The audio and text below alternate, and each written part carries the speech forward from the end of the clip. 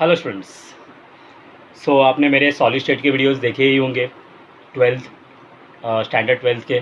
और उसमें मुझे लगता है मैंने आपको बहुत हेल्प की है मैग्नेटिक प्रॉपर्टीज़ पढ़ाने में, या अपना सेमीकंडक्टर के टाइप्स क्या होते हैं, सेमीकंडक्टर क्यों बोलते हैं उसको, उसके बाद सेमीकंडक्टर कौन कौन से है। तो मुझे लगता है आपको वो वीडियो पसंद आए होंगे।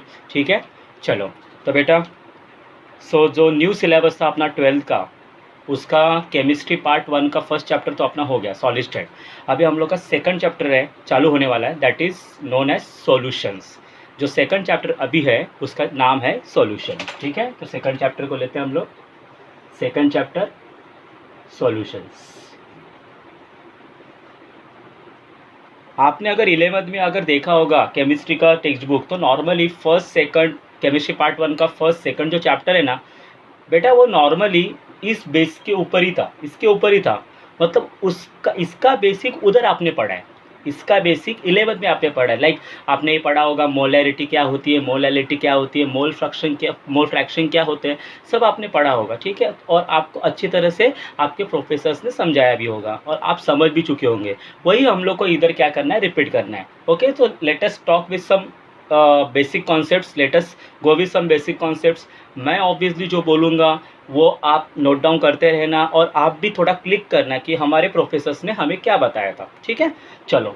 तो अभी ये सॉल्यूशंस में बेटा हम लोग को क्या करना है, पहले जो ओल्ड सिलेबस था उसमें इस चैप्टर का नाम था सॉल्यूशन एंड कोलिगेटिव प्रॉपर्टीज़, ये नाम था।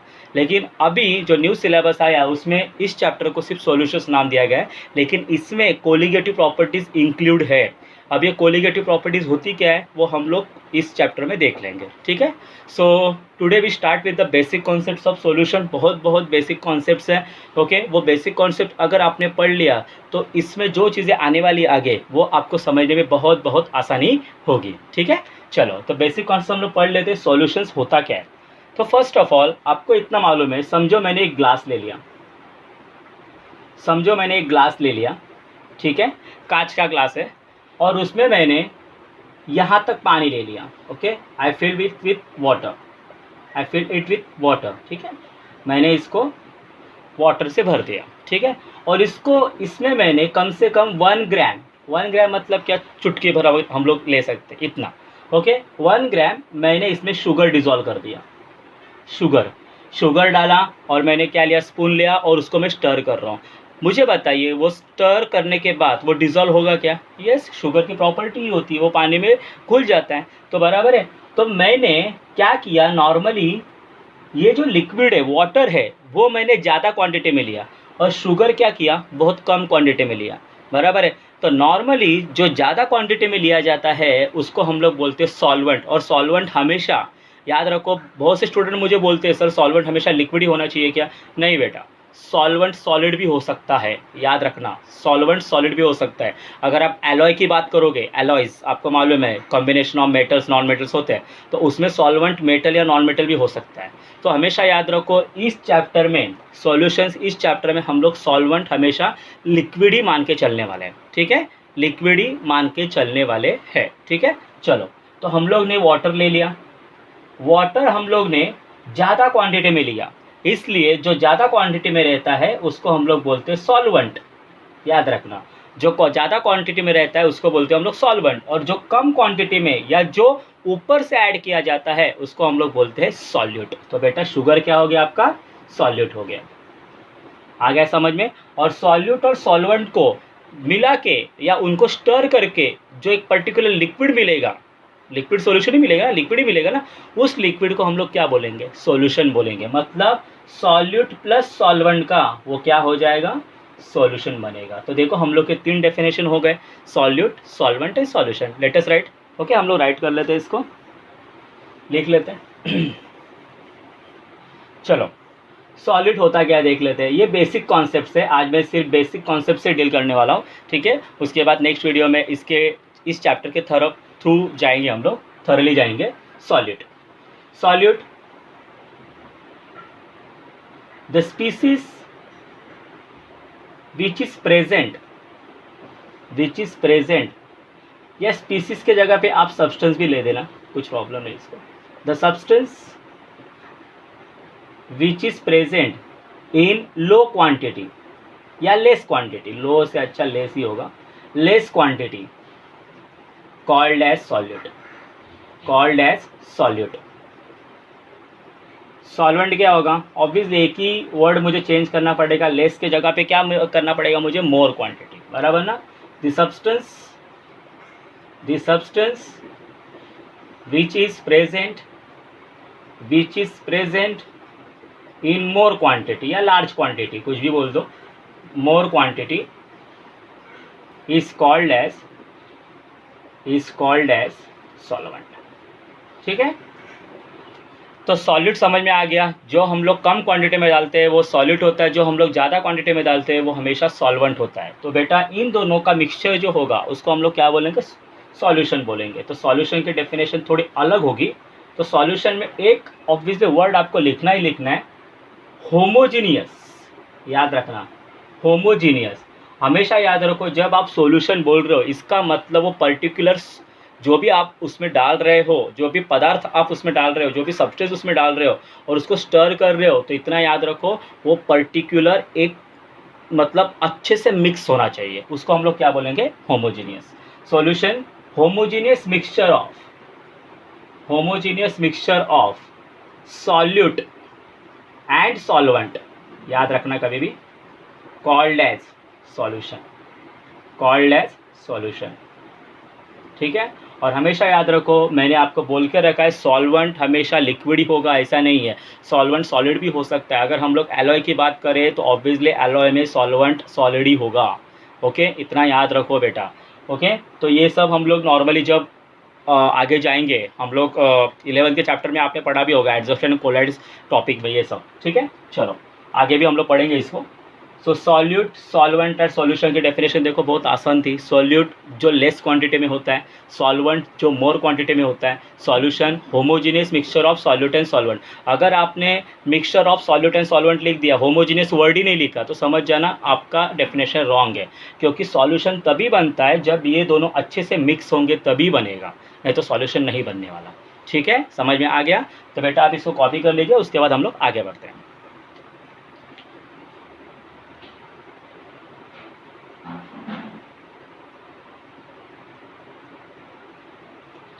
चलो बेटा आगे बढ़े।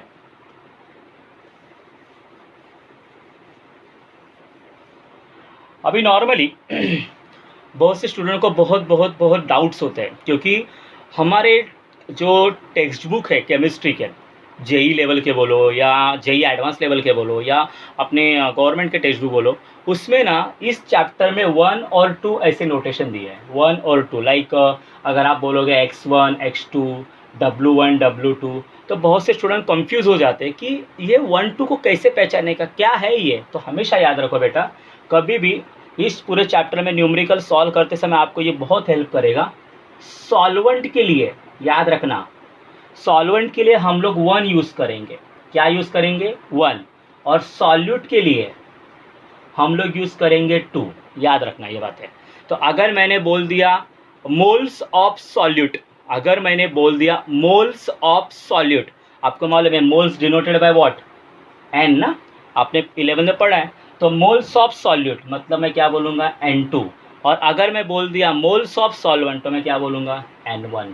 ओके, समझ में आया आपको। तो ये बहुत इंपॉर्टेंट बात है, सॉल्वेंट को 1 मान के चलने का और सॉलिड को 2 मान के चलने का, और यही इस चैप्टर का बेसिक है। अगर आपने इसमें थोड़ी सी भी गड़बड़ कर दी, अगर आपने उल्टा कर दिया, सॉल्वेंट को 2 मान लिया, सॉलिड को 1 मान लिया, तो समझ लेना यह चैप्टर आपको कभी समझेगा ही नहीं। ओके, तो याद रखना सॉल्वेंट के लिए हम लोग 1 यूज़ करेंगे और सॉलिड के लिए हम लोग 2 यूज़ करने वाले हैं, दिमाग में फिर बैठा लेना। ठीक है, चलो चालू कर दे आगे। बेटा सॉलिड हो गया, सॉल्वेंट हो गया, सॉल्यूशन हो गया। अभी हम लोग बात करेंगे नॉर्मली कॉन्सेंट्रेशन टर्म की। किसकी बात करेंगे, कॉन्सेंट्रेशन टर्म। तो पहले होता क्या है कॉन्सेंट्रेशन, तो पहले हम लोग देखते हैं। अभी हम लोग चालू करेंगे कॉन्सेंट्रेशन टर्म्स, सॉरी पहले कॉन्सेंट्रेशन की डेफिनेशन लिख लेते हैं हम लोग। नॉर्मली क्या होता है, कॉन्सेंट्रेशन होता क्या है, अगर मैंने समझो ठंडा पानी ले लिया, एकदम ठंडा है, फ्रिज में से बॉटल निकाला, एकदम ठंडा है, आपके शरीर पे डाल दिया, आपको ठंडी लगेगी, बराबर ना। और एकदम उबला हुआ पानी है, एकदम उबला हुआ पानी है, मतलब एकदम क्या बोलते हैं, बहुत ही क्या बोलते हैं, ज़्यादा हीट किया हुआ पानी आपके शरीर पे डाल दिया, तो आपको ऑब्वियसली झटका तो लगने वाला है। तो आप देख सकते हो पहले केस में ठंडा पानी था, सॉरी, पहले केस में ठंडा पानी था, दूसरे केस में बहुत बहुत बहुत बहुत गर्म पानी है। तो बेटा ये जो ठंडा गर्म ये जो बोलते हैं ना हम लोग, इसको ही हम लोग पर्टिकुलर स्ट्रेंथ बोलते हैं, उस पर्टिकुलर लिक्विड की क्या बोलते हैं, स्ट्रेंथ। स्ट्रेंथ मतलब ताकत। तो किसी भी सॉल्यूशन की अगर ताकत दिखानी है या ताकत मुझे सामने वाले को बताना है कि इस सॉल्यूशन की ताकत इतनी है, तो बेटा मैं उसको क्या बोलूँगा, कॉन्सेंट्रेशन बोलूँगा। तो इसकी अगर डेफिनेशन लिखने जाए, नॉर्मली इसकी कोई स्पेसिफिक डेफिनेशन नहीं है, कोई भी अपने हिसाब से बना लेता है। तो नॉर्मली मेरे हिसाब से कॉन्सेंट्रेशन की डेफिनेशन देखो, it is the strength of solution, it is the strength of solution. ठीक है, अगर आपने ऐसा बोल दिया डाइल्यूट H2SO4, याद रखना आपने मुझे लगता है प्रैक्टिकल किए भी होंगे इसके ऊपर, डाइल्यूट H2SO4 और कॉन्सेंट्रेटेड H2SO4, तो मुझे बताइए किससे ज़्यादा चोट लगेगी आपको। तो आप बोल सकते हो सर कॉन्सेंट्रेटेड H2SO4 से ज़्यादा मुझे हम लोग को परेशानी होगी, क्योंकि कॉन्सेंट्रेटेड H2SO4 में अगर मैंने बोल दिया 98% है, मतलब ये तो बहुत भयानक हो गया। और डाइल्यूट H2SO4 मतलब उसमें पानी ज़्यादा रहेगा, मतलब ये इतना खतरनाक नहीं होगा। ओके, एक्चुअली सब केमिकल्स खतरनाक ही होते हैं, लेकिन डाइल्यूट H2SO4 इतना आपके ऊपर इफेक्ट नहीं करेगा जितना ये इफेक्ट करेगा। तो मुझे बताइए किसका कॉन्सेंट्रेशन ज़्यादा है, इसका कॉन्सेंट्रेशन ज़्यादा है या इसका कॉन्सेंट्रेशन ज़्यादा है। तो this is highly concentrated and this is low concentrated. समझ में आ गया? ठीक है, तो कॉन्सेंट्रेशन क्या होता है, it is the strength of any solution, कौन सा भी सोल्यूशन ले लो। ठीक है, अब इस कॉन्सेंट्रेशन टर्म को एक्सप्रेस करने के लिए बेटा बहुत सारे फॉर्मूलेज है, बहुत सारे टर्म्स हम लोग डिफाइन कर सकते हैं। ठीक है, तो जो हम लोग को इस चैप्टर में काम आने वाले हैं या जेई में या नीट में काम आने वाले वो हम लोग पढ़ेंगे। चलो, तो अभी हम लोग नॉर्मली क्या बोलते हैं पहला टॉपिक हम लोग पढ़ते हैं परसेंट बाय मास। पहला कॉन्सेंट्रेशन टर्म है परसेंट बाय मास। इसको बेटा हम लोग ना W/W से भी डिनोट करते हैं, याद रखना। कभी भी आप कोई भी मेडिकल में जाइए, कोई भी क्रीम लीजिए या कोई भी ऑयल सॉल्यूशन या कोई भी कप सिरप लेते हो, तो हमेशा याद रखना उसके बॉटल पे कभी कभी ये लिखा हुआ मिलेगा, कभी कभी ये लिखा हुआ मिलेगा V/V W/W। आप वो जो ग्रेडियंट्स दिए रहते हैं, इंग्रेडिएंट्स, आप उसमें देख लेना बेटा, उसमें हमेशा ये लिखा रहता है। ठीक है, और ये लिखना ज़रूरी भी होता है, क्योंकि इसकी वजह से डॉक्टर को पता चलता है कि हमें वो कितना ml पीने को देने का है। आपको मालूम है छोटा बच्चा रहेगा तो 2-2 ml देने का, अगर बड़ा इंसान रहेगा तो 5-5, 10-10 ml देने का रहता है। तो ये इसके ऊपर पता चलता है, तो ये अपने ज़िंदगी में बहुत ज़रूरी है। ठीक है, परसेंटेज बाय मास। देखो, अगर मैं परसेंटेज बाय मास बोल रहा हूँ तो नॉर्मली क्या होगा, परसेंटेज बाय मास आपको मालूम है 2 ही चीज़ें होती है, दैट इज़ सॉलिड। तो मैं सिर्फ सॉलिड के बारे में बात करूँगा, क्योंकि मुझे इंपॉर्टेंट सॉल्यूट ही है, एक सॉल्वेंट ज़्यादा इंपॉर्टेंट नहीं है। तो परसेंटेज है मतलब मल्टीप्लाई बाय 100 तो होगा ही होगा।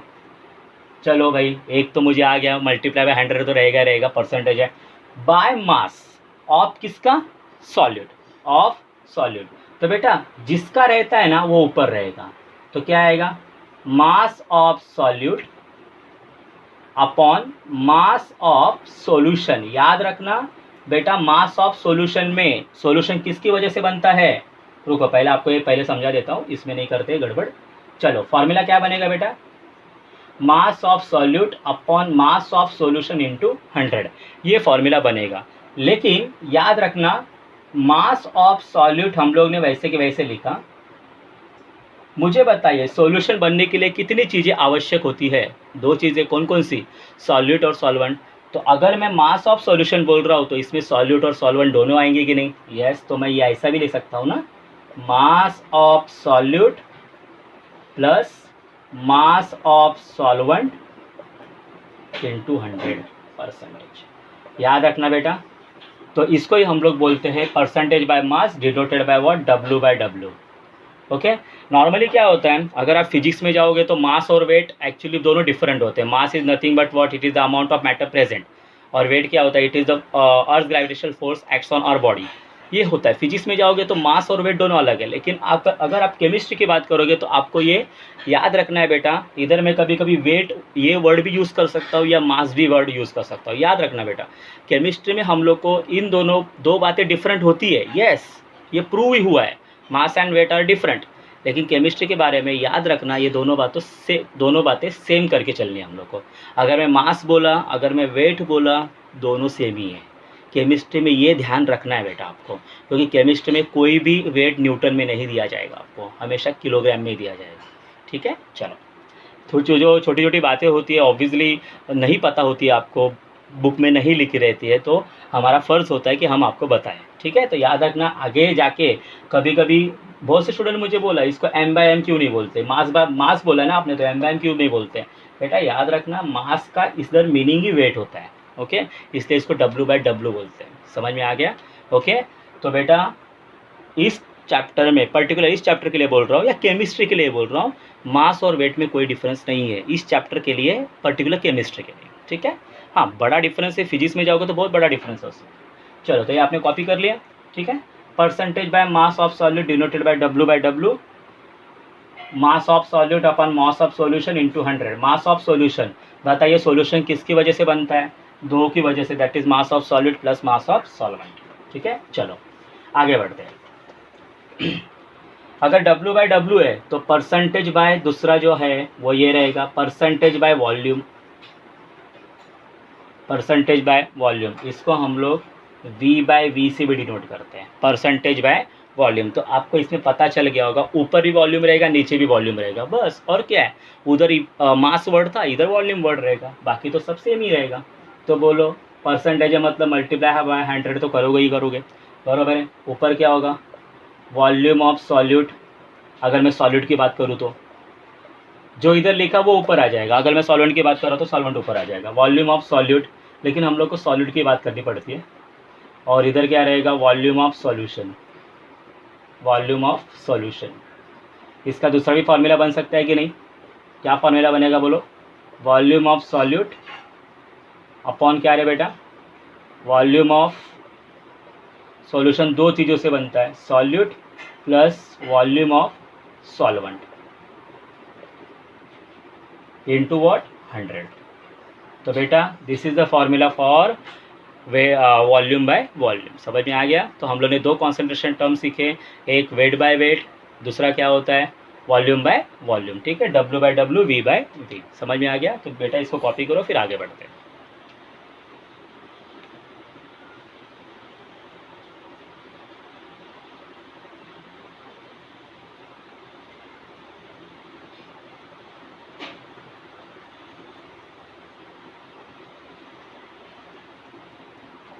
चलो बेटा आगे बढ़ते हैं।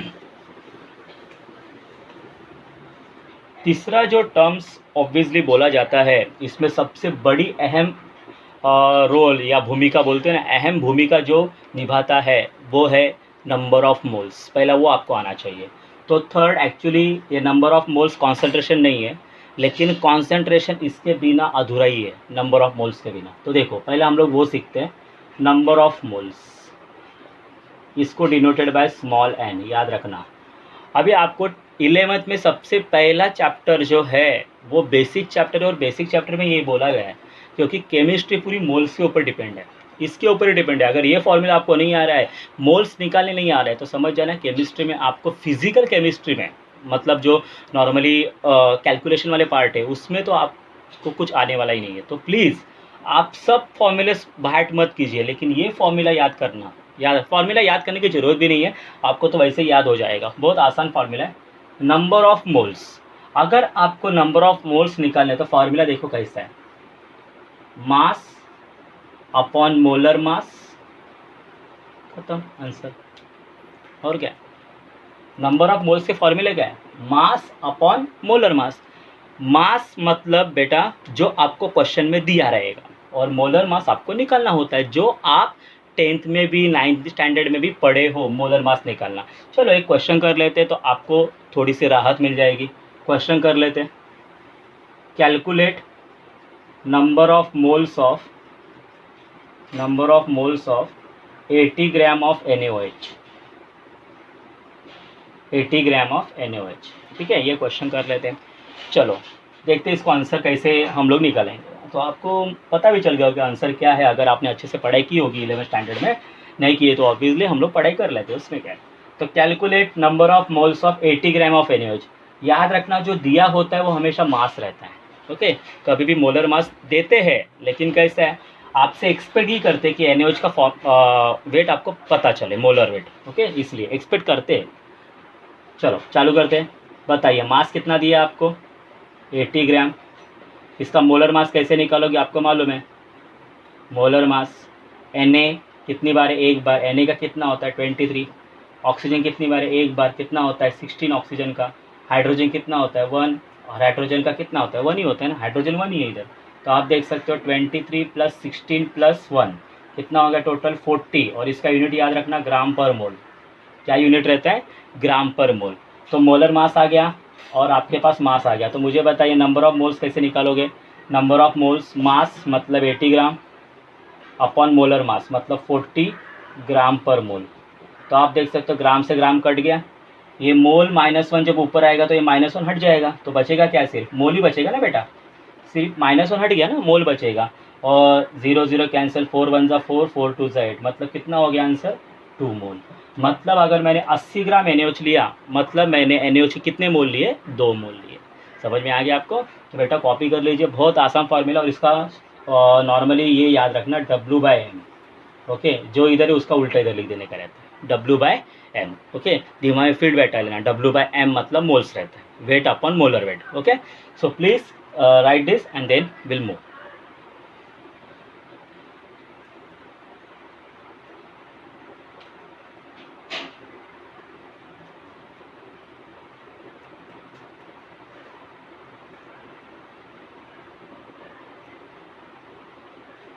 चलो बेटा आगे बढ़ते हैं। अगर आपको नंबर ऑफ मोल्स आ गया तो इससे इसके ऊपर डिपेंड बहुत से कॉन्सेंट्रेशन टर्म आपको आ जाएंगे। ठीक है, चलो जो तीसरा मैं बोलने वाला था, तीसरा जो सबसे बेहतरीन या बोलते हैं ना केमिस्ट्री का बेसिक ही होता है, वो है मोलैरिटी। याद रखना, molarity denoted by capital M। याद रखना है formula, denoted by capital M। Molarity का फॉर्मूला बहुत आसान होता है, number of moles of solute upon volume of solution, volume of solution in litre. याद रखना ये होना चाहिए, ये फॉर्मूला है उसका। Okay, number of moles of solute, इधर सॉल्यूट ही आएगा, सॉल्वेंट नहीं आएगा, क्योंकि molarity depends upon the solute. Always remember, number of moles of solute divide by volume of solution in litre. ठीक है, तो याद रखना बेटा ये फॉर्मूला बहुत आसान है। तो number of moles denoted by small n, volume of solution denoted by v। तो आपका मोलैरिटी का फॉर्मूला क्या बन गया, m = n/v। चलो इसका यूनिट भी कर लेते हैं हम लोग। बोलो number of moles of solute, ये किस में गिनेंगे, मोल में गिनेंगे, मोल में मेजर करेंगे। और ये किस में, लीटर में। तो इसका यूनिट क्या आएगा, मोल पर लीटर, या इसको हम लोग नॉर्मली मोलार भी बोलते हैं। क्या बोलते हैं, मोलार। और denoted by capital M, denoted by what, capital M। तो याद रखना बेटा मोलैरिटी बहुत बहुत बहुत इंपॉर्टेंट टॉपिक है, और हमेशा याद रखो इधर लीटर में ही होना चाहिए। अगर नहीं रहेगा तो ऑब्वियसली आपको करना ही पड़ेगा। ठीक है, अगर आप मिलीलीटर में एक्सप्रेस कर रहे हो तो ऑब्वियसली आपको उसको लीटर में एक्सप्रेस करना है। ठीक है, मिलीलीटर में अगर होगा तो नॉर्मली ये भी मिली मोल्स में चाहिए, वो हम लोग आगे न्यूमेरिकल्स में कर लेंगे। ठीक है, तो चलो इतना लिख लो, उसके बाद हम लोग इसके ऊपर एक एग्जाम्पल ले लेते हैं आपको समझाने के लिए।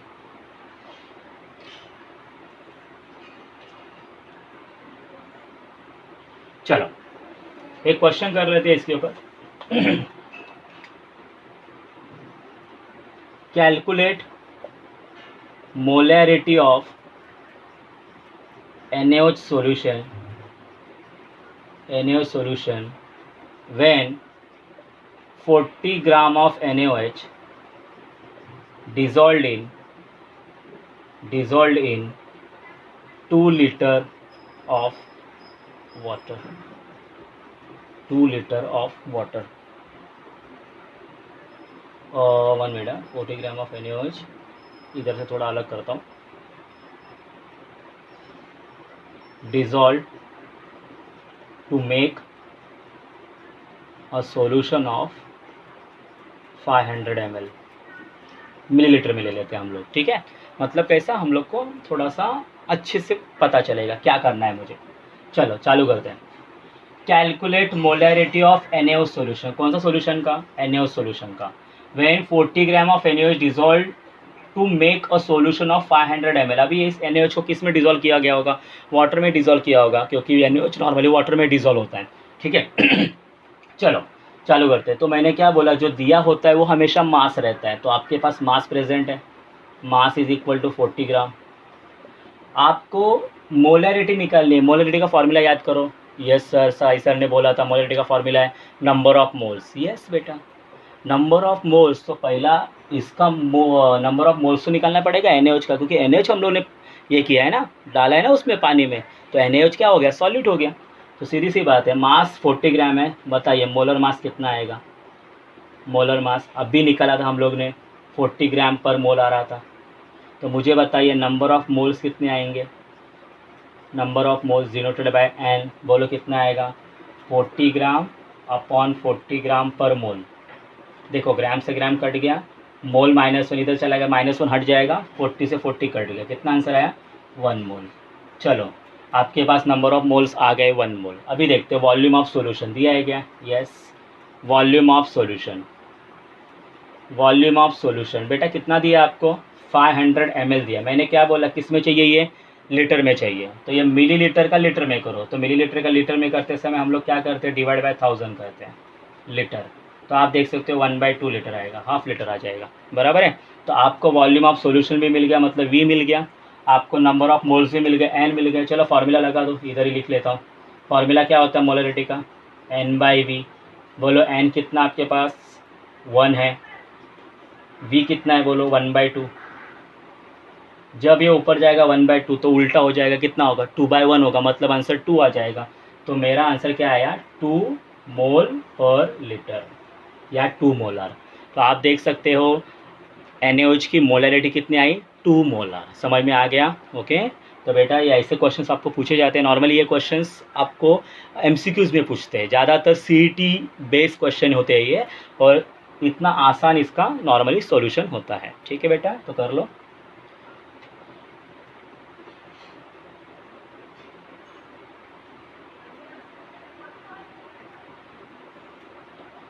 चलो बेटा आगे बढ़ते हैं।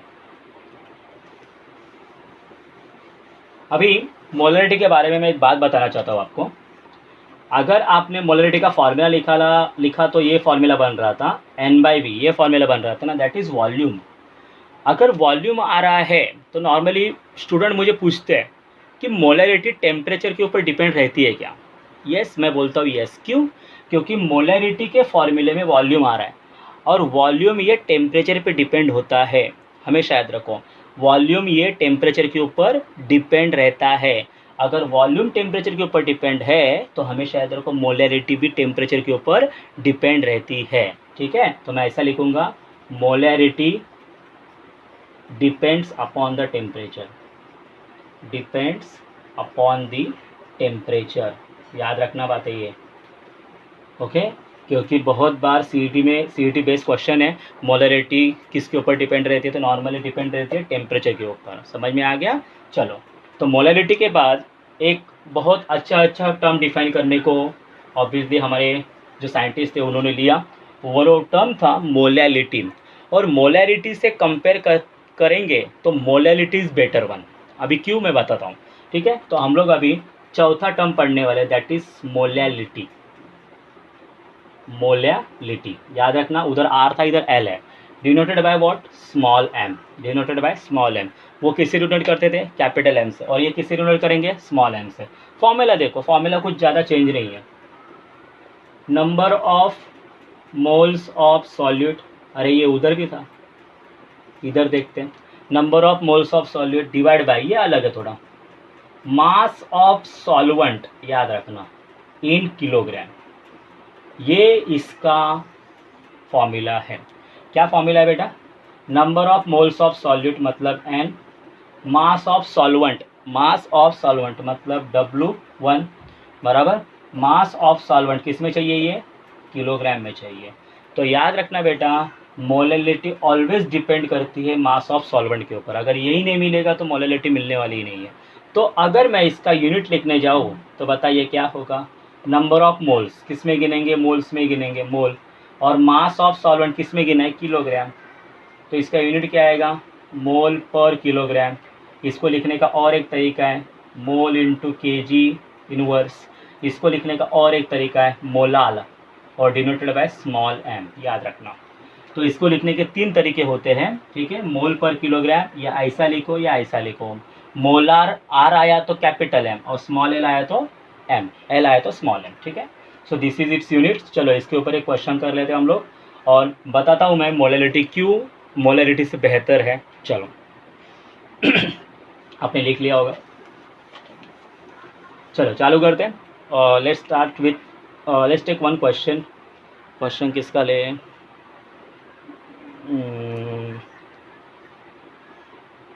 चलो NaOH का ही ले लेते हैं, वही बेस्ट रहता है। Calculate molality of NaOH solution in which 4 gram of NaOH dissolved in 500 gram of water, 500 gram of water, ठीक है। चलो ये तो क्या मैं नंबर अपने हिसाब से ले रहा हूँ, ठीक है। कौन सा भी क्वेश्चन आ सकता है, आंसर में भी डिफरेंट हो सकते हैं, पॉइंट में आ सकता है।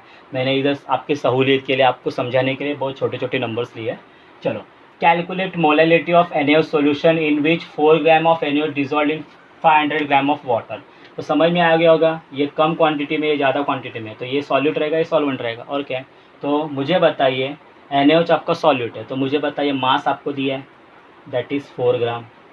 आपको मुझे बताइए NaOH का मोलर मास तो पता ही है, मोलर मास कितना होता है 40 ग्राम पर मोल, बराबर है। तो मुझे बताइए नंबर ऑफ मोल्स निकाल सकते हो। यस सर, हम लोग को पता है mole of mass upon molar mass मतलब 4/40 कितना आएगा, 1/10 मोल आ जाएगा। समझ में आ गया, 1/10 मोल। इसको वैसे के वैसे रखते हैं। और 500 ग्राम वाटर में, तो वाटर का वेट भी दिया है या मास भी दिया है, ठीक है। तो मास ऑफ सॉल्वेंट या वाटर कितना दिया है, 500 ग्राम। लेकिन मैंने क्या बोला है फॉर्मूले में, जो भी वेट रहेगा, जो भी मास रहेगा, वो हमेशा किलोग्राम में चाहिए। तो इसका किलोग्राम करने के लिए डिवाइड बाय 1000, ओके। तो ये ग्राम किलोग्राम में आ जाएगा, कितना हो जाएगा 1/2 किलोग्राम, हाफ किलोग्राम हो गया, ठीक है। तो अभी चलो फार्मूला ये करते हैं। बोलो फार्मूला क्या रहेगा, small m is equal to number of moles upon mass of solvent. बोलो नंबर ऑफ मोल्स कितने आए, 1/10 अपॉन सॉल्वेंट का किलोग्राम में वेट कितना है, 1/2।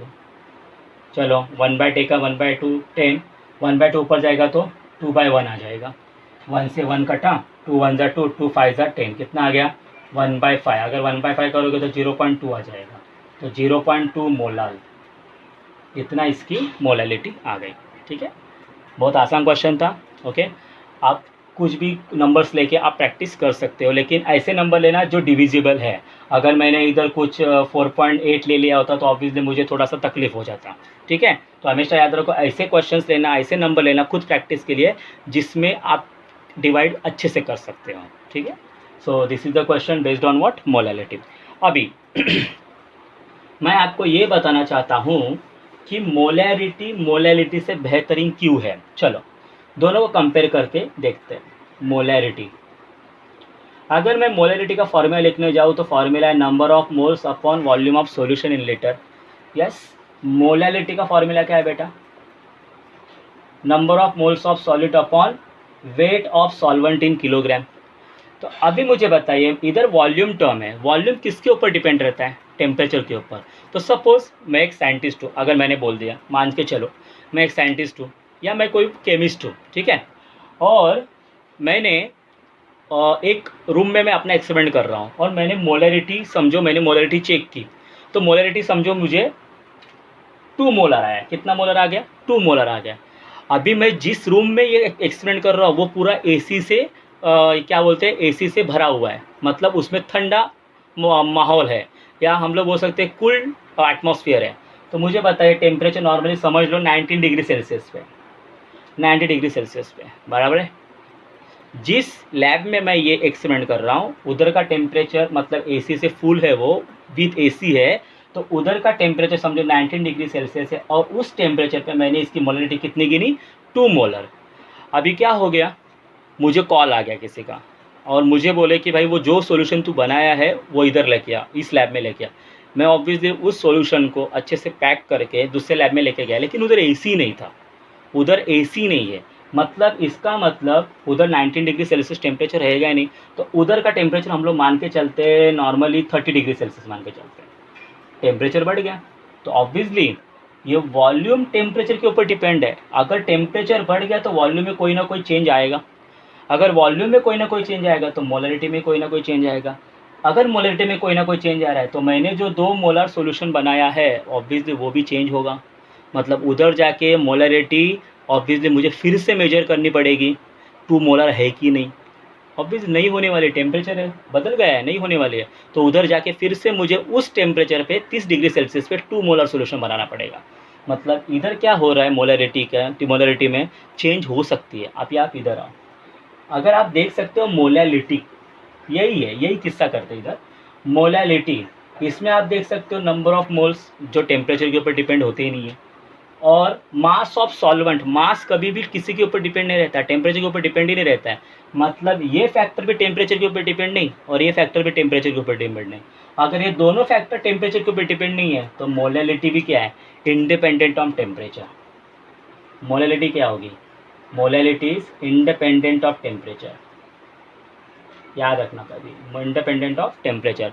तो मुझे बताइए, अगर मैंने 2 मोलर के जगह पे 2 मोलर सॉल्यूशन बनाया, 2 मोलर, और मैं उसको 19 डिग्री सेल्सियस बनाऊं या 29 डिग्री सेल्सियस बनाऊं या 39 डिग्री सेल्सियस बनाऊं, इसमें कुछ चेंज होगा क्या, नहीं होगा। तो मुझे ज़्यादा मेहनत करने की ज़रूरत ही नहीं है, सीधी सी बात है, क्योंकि टेम्परेचर के ऊपर डिपेंड ही नहीं है। इधर ज़्यादा मेहनत करने की जरूरत, बार बार चेक करना पड़ेगा मुझे मोलैरिटी, अरे चेंज हो गया, ओके। तो एज ए केमिस्ट याद रखना कभी भी, जो केमिस्ट होते हैं, जो ऑब्वियसली बड़े बड़े फार्मास्यूटिकल कंपनी में काम करते हैं, उनमें उनको ये सब नॉलेज रहता है बेटा। तो याद रखना, molarities temperature dependent and molalities temperature independent.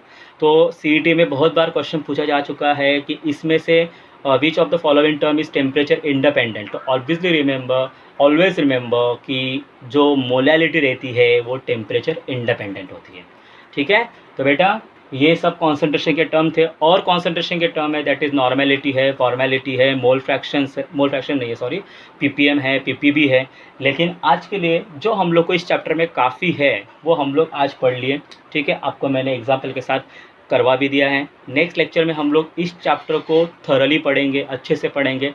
तो आप नेक्स्ट वीडियो आने तक प्लीज़ प्लीज़ प्लीज़ आप ये सब फॉर्मूलेज बाहर कर लेना, बाहर करने की ज़रूरत भी नहीं है, आप इसको देख लेना वीडियोस को, ओके। और मैं नेक्स्ट वीडियो जब अपलोड करूँगा उसमें मैं ऑब्वियसली चैप्टर के बारे में डिस्कस करने वाला हूँ, ठीक है। तो this is a basic concepts, और ये कॉन्सेप्ट्स आपको टेक्स्ट बुक में नहीं दिए, उधर लिखा है सिर्फ कैन यू रिकॉल, आपको लिखा गया है कैन यू रिकॉल, तो मैंने रिकॉल कर दिया आपको, ठीक है। ये सब रहेगा और इस चैप्टर में आपको यही पढ़ना है। और इस चैप्टर में याद रखना बेटा, इस चैप्टर को न्यूमेरिकल्स को भी भरा गया है इस चैप्टर में, तो न्यूमेरिकल्स आसान नहीं है इसके, अगर समझ आ गया तो बहुत आसान है, इसलिए इसका बेसिक पार्ट पढ़ना बहुत ज़रूरी होता है, ठीक है। तो आप इस वीडियो को देखिए, अगर अच्छा लगा तो प्लीज़ लाइक कीजिए, शेयर कीजिए, और मेरे चैनल को सब्सक्राइब ज़रूर करना, ठीक है। तो आज के लिए ऑब्वियसली रुकते हैं, धन्यवाद।